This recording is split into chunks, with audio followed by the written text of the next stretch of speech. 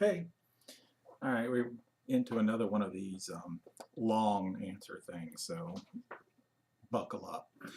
Actually, um, Cindy and I have just been in a conversation, and we're kind of talking about energy in terms of like, can do we have some sort of energy that affects things? And you can check out her post about kind of what one of those dynamics is. But there's a lot of different ways in which this thinking process or this idea of energy um, is in play. There's energy healers. There's the people, the ones who use the crystals. There's Reiki. Um, Lots of different things. Scott is a firm believer in it and is a energy healer, and he sent me an email and said he's going to be gone through the weekend. So when he gets back, I'm sure he'll come on and tell you why he thinks I'm wrong, and and hopefully provide some more insight from his point of view, because I certainly don't want to make it like I'm the end all be all of whatever the answers are, and I can guarantee you that Scott feels very, very strongly that I'm wrong on this. But here's my opinion anyway. um, I think most of the energy stuff that goes on is a hypnosis process. It's a suggestive process, and it has absolutely nothing to do with what people think that's going on. I think the people who are practitioners of this sort of healing, or practitioners of this sort of process, as far as like psychological healing of people or counseling, it all works. And so, and because it works, and they believe that it works because of the reason why they think it works. And I will argue that it works for a different reason, that you can do something um, and it'll work, and you'll think, ah, it's working because of whatever I was told why it works. But something else, but I would say something completely else, something completely different is going on. There was one of the things that I got to be certified in was to certify people to be hypnotists. We're members of, or was members of the National Guild of Hypnotists, which is the country's oldest and largest organization dealing with hypnosis. Um, they have a 100-hour certification course. I certified to teach that course, or was. I quit paying them, so I'm no longer certified to do that. I didn't forget anything. I just, didn't pay them, so I can no longer do that for them. But one of the times that we were teaching a class, where our classes usually were around 6 people at a pop or something along those lines. And one of the things that we used to do is we would invite in other people who did alternative medicine, or other non-traditional practices, in order to like talk to the class, and then they would do whatever it is that they did, and then we would all talk about it. And so we had this one gentleman who came in who had gone through like this 3-year certification thing about being on doing energy healing. And so he gave his talk to the class, and then he did an energy reading on one of the women there, which consisted of him using a crystal on the end of a chain, and he would hang it. He had her hold out her hand, and then he would hang this crystal so it hung about 3-4 inches off of her palm, and then he did his reading from there. And I can't tell you specifically all that went on, because I don't remember. It's been quite some time. But needless to say, the pendulum moved around in a certain way while he was doing this. And he gave her a reading that was pretty good. I mean, it was more than what you would probably, if you were just going to try to guess on somebody or another.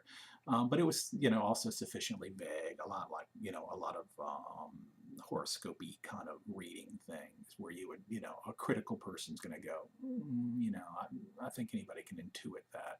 And there were a few things that were maybe a step beyond that. And so he finished the reading, and we had a doctor in the class. And as soon as the guy got finished, the doctor said, "So you're saying that her energy is what gave you all that information, is what caused that pendulum to move?" And the guy was like, "Yeah, that's what happened. And so, like, even while the guy was saying, yeah, that's what happened, the doctor was dragging over a coat rack from the other side of the room, and he takes the guy's pendulum and he hangs it on the coat rack and then puts the woman's hand underneath it, and he goes, now do it again. And of course, the guy was a little bit flustered, but he started to do it again. But of course, the pendulum didn't move. Now, this doesn't prove really anything about energy not being true. What it kind of shows is that it didn't work in the way that the guy thought it does. Pendulums are a fun thing. You can do a lot of fun things with them. But there's a phenomenon called ideomotor response. And ideomotor response is it's minute, very micro muscle movements that cause something to happen that are not consciously controlled. And a lot of things like dowsing or energy reading play off of this. And so what goes on is, well, like one of the things we used to teach people, we would hand out pendulums in the class, and we would tell people to hold them out in front of them. They would hold them out in front of them, and then I would make up this bullshit story about how that there was a lot of I would tell them about the ideomotor response, and then I would talk about how like hormones would affect the ideomotor response. And I would say, well, there's been studies that show that the more testosterone that you have in your body, the more likely the ideomotor response will cause that pendulum to swing back and forth away from you and towards you. And the more estrogen, or really the more girly that you were, the more that those ideomotor responses resulted in the pendulum swinging side to side. And if you were sort of an androgynous, somebody who would have probably been better off with the name Pat, then it didn't really move at all.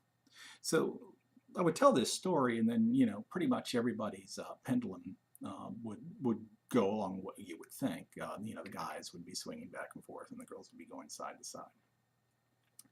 And but it's all bullshit. I made it up. But no one was trying to move their pendulum. I mean, it was just somebody would think to themselves, I'm a manly guy, or I want to be thought of as a manly guy, and so the true ideomotor response would cause it to move in the direction that I was suggesting. The thing that I thought was always kind of funny about that whole little routine, because we did that same routine every class, what I thought was kind of funny about that routine is, without really paying any attention, I would look down and my pendulum would be swinging back and forth. Now, even though I knew that I made up that story, that there was no truth in it, in telling the story, I told it in such a way that apparently part of me believed it. And in my trying to sell it as a thing, part of me believed that, and without any thought or anything, my pendulum would do the masculine thing. So what this tells us is that we're far more perceptive than we think we are. We pick up on clues and we do things without thought. It's on a subconscious level. It's operating without any direction in the thinking process. It's without any cognition that you're aware of at all. But it'll manifest itself both physically and emotionally. So I don't know, probably if any of you have taken Psych 101, usually you've heard the story of Hans the Clever Horse. It was a horse in the early 1900s that could do math. And then they took this horse around, and literally the crown heads of Europe had it perform, and they would ask it these complicated math problems, and they would like tap out the answer. And no one could figure it out until there was sort of a famous psychologist at the time who was watching the whole thing, and he noticed he had the trainer do the math problem too. And what he noticed was whenever the trainer got the math problem wrong, the horse got the math problem wrong. And what they kind of discovered what was going on was a little bit more interesting than a horse that could do math. It was a horse that picked up on little subtle cues, nonverbal cues about when to stop tapping its foot.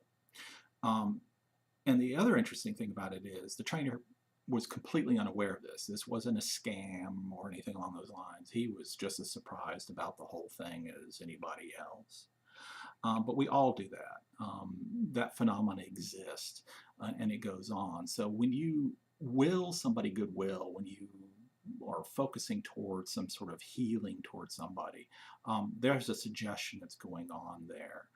If the person knows that's what you're doing, there's nonverbal things that are going on, and there's real healing that can take place. There's real physiological changes that can take place. There's real mental processes and changes that can take place. But I would argue it has absolutely nothing to do with any real energy. That instead it has to do with suggestion and those little things that you just that subconscious part of you picks up on. So there's that for that long answer to that short question. There's more to this, but that's sort of the ballpark of it. I'll be happy to answer any questions or hear any sort of argument. I'm pretty sure that I'll hear some from Scott. All right, thanks. Bye.